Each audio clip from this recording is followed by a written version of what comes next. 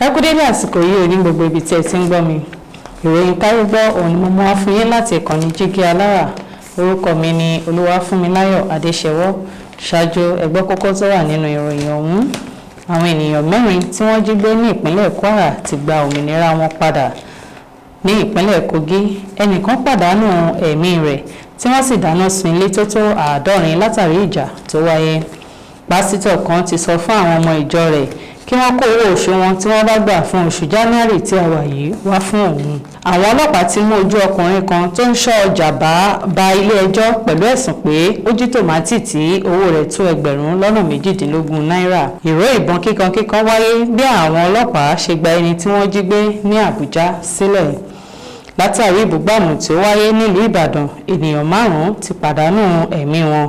Àwọn ọmọ ológun sì ti gba agbègbè náà kan. Kí tó tẹ̀síwájú ẹ jẹ́ ká dókè lọ́hùn fún ìpolówó ọjà. Tẹlifíṣàn kan àrà ọ̀tọ̀ tí aráyé fẹ́. Prison 24 TV láyé sọ. Àtúntò àrèrè pàkó yìí bàbá màgánà àǹfààní ńlá ló wọlé tọ̀ wá wá yìí o. Àǹfààní láti darapọ̀ mọ́ iléeṣẹ́ amóhùnmáwòrán àti rédíò orí ẹ̀rọ ayélujára kan nílẹ̀ yìí. Prison 24 TV Jígí Alára rédíò tó kalẹ̀ ká sílùú Ìbàdàn. Iléeṣẹ́ tẹlifíṣàn tí wọ́n mọ̀ mọ́ àwọn ètò àtàtà lóríṣiríṣi ni. Àǹfààní ńlá rèé o fún gbogbo ẹni tó ní ẹ̀bùn àti ọgbọ́n àtinúdá láti wá fi ẹ̀bùn tiyín náà hàn. Kẹ́yìn náà lè di ìlúmọ̀ọ́ká gbóhùnsáfẹ́fẹ́. Akọ́ṣẹ́mọṣẹ́ agbóhùnsáfẹ́fẹ́ lédè Yorùbá pọ́nbélé àti Gẹ̀ẹ́sì ni wọ́n ní. Tàbí akọ̀ròyìn àti akàròyìn eré ìdárayá àti bẹ́ẹ̀ bẹ́ẹ̀ lọ lédè Yorùbá àtèdè Gẹ̀ẹ́sì. Ayàwòrán cameraman. Aṣọ àwòrán pọ̀ editor. Onímọ̀ nípa ìwádìí ìtàn documentary researcher. Onímọ̀ nípa ìpolongo ọjà lójú òpó ayélujára. E-marketer àti akọ̀wé secretary. Àǹfààní tún wà fún ẹni tí ò tí ì máa gbóhùnsáfẹ́fẹ́ ya àwòrán so àwòrán pọ̀ àti bẹ́ẹ̀ bẹ́ẹ̀ lọ ṣùgbọ́n tó gbàgbọ́ wípé o lè kọ́ṣẹ́mọṣẹ́ lórí ẹ̀. Àwọn nọ́mbàs wọ̀nyí ni kẹ́ ẹ pè fẹ́kúnrẹ́rẹ́ àlàyé o 0705 058 0241 àti 09039893895. tàbí kẹ́ WhatsApp nìkan sórí +1347 285 7401. lórí Facebook, Instagram àti Twitter ẹ kàn sí @prism24 TV. wá lo ẹ̀bùn tiẹ̀ náà níbi táyé ó ti gbà ọ́ ní Prism 24 TV Jígí Alára rédíò a máa retí yín o. Prison 24 TV Jígí Alára rédíò ní gbogbo àwọn tó dá mọ̀ ń gbọ́. Prison 24 TV Jígí Alára rédíò ní gbogbo àwọn tó dá mọ̀ ń sọ. Tẹlifíṣàn kan àrà ọ̀tọ̀ tí aráyé ń fẹ́. Prison 24 TV láyé sọ. Ó ti akájọ tẹ̀ síbi táyé ti tẹ̀ sí ó yá. Ẹ káàbọ̀ padà láti òkè lọ́hùn. Ìròyìn ọ̀hún rèé lẹ́kùnrẹ́rẹ́. Àwọn ènìyàn 4 tí wọ́n jí gbé ní ìpínlẹ̀ Kwara ti gba òmìnira wọn padà. Àwọn ènìyàn 4 èyí tí wọ́n jí gbé ní alẹ́ ọjọ́ Ìṣẹ́gun ní agbègbè Afúnìlérè ní ìjọba ìbílẹ̀ Ìfẹ́lódùn ní ìpínlẹ̀ Kwara ti gba òmìnira wọn báyìí. Àwọn afurasí agbébọn náà ni wọ́n ya wọ agbègbè yìí lẹ́yìn tí wọ́n ti sùn tí wọ́n sì gbé àwọn ènìyàn 4 lọ. Àwọn tí wọ́n gbé lọ ní olóyè kan tí wọ́n pe orúkọ rẹ̀ ní Simon Ibiwoye àti àwọn ọ̀dọ́ 3 mìíràn. Ìròyìn ti wá jáde pé àwọn ènìyàn wọ̀nyí ló ti gba òmìnira wọn padà ní Ọjọ́bọ̀. Ní ìpínlẹ̀ Kogi, ẹnìkan pàdánù ẹ̀mí rẹ̀ tí wọ́n sì dáná sun ilé tó tó 70 látàrí ìjà tó wáyé.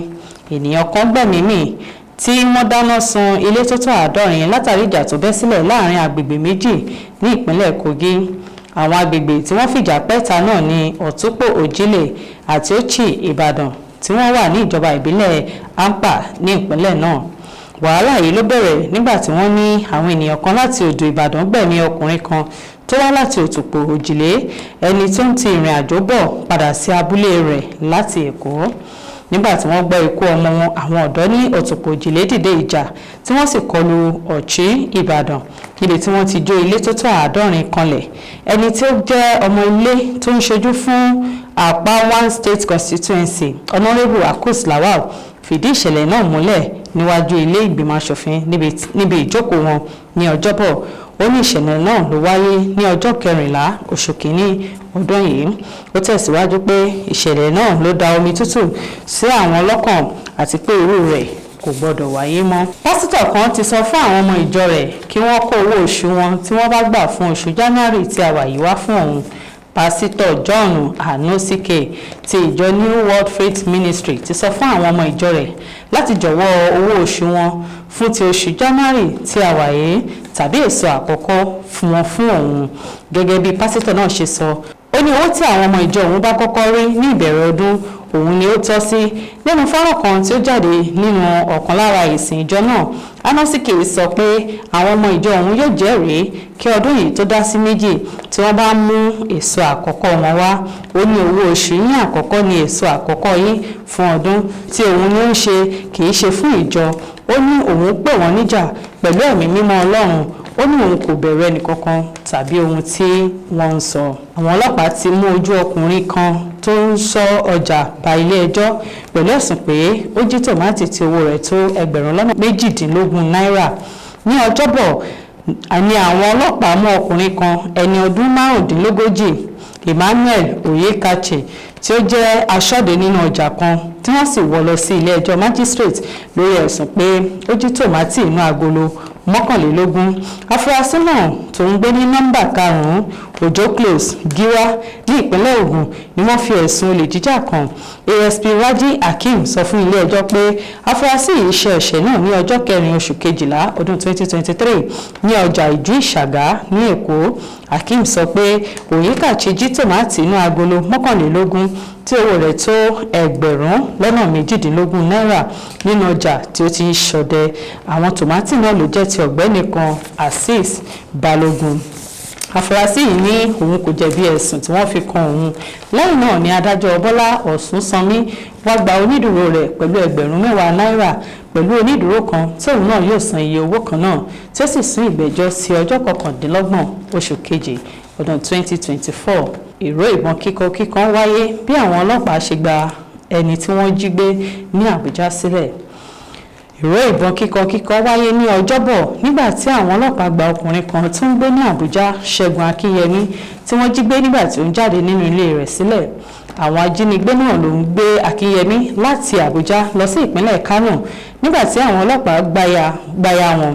Gẹ́gẹ́ bí alukoro fún iléeṣẹ́ ọlọ́pàá ti ìpínlẹ̀ Kaduna ASP Mansar Hasan, ó ní ní ọjọ́ 8 oṣù kìíní ọdún 2024 ni àwọn gba ìpè pé wọ́n jí ẹnìkan gbé láti Àbújá. Hasan ní àwọn ti wà ní ìgbáradì láti ṣe àyẹ̀wò fínífíní fún gbogbo àwọn ọkọ̀ èyí tí wọ́n bá ń kọjá.